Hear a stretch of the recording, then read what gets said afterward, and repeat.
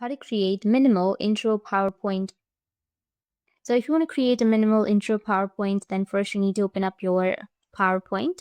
Once you're on your PowerPoint, you need to just go with insert, which is on the top left, go with pictures.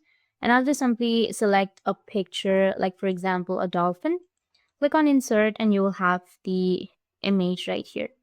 So once you have the image, you need to adjust it and you need to create a duplicate image. Just go with Control C and Control V and you'll have a duplicate image, right?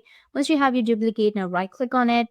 But first you need to just go with picture format right here and then go with remove background. Once you've removed your background, you need to go with keep changes.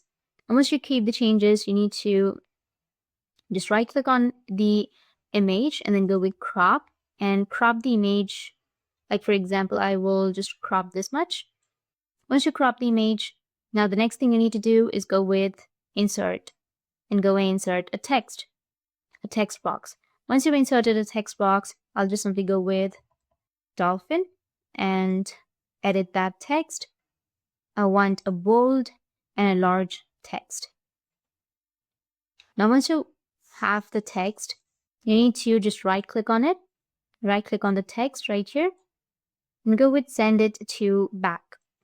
Once you send that to the back, now go with the next slide, create a new slide. Now on the new slide, you need to just paste the same picture. And once you have the same picture now here, go with the second slide, go with the cropped image, right click on it, go with bring to front. And as you can see that the text has been sent back. Now if you go with the transactions, which is on the top left and then select morph, then as you can see that you will have the minimal intro. That's it. And if you have any questions, feel free to comment below. Thanks for watching.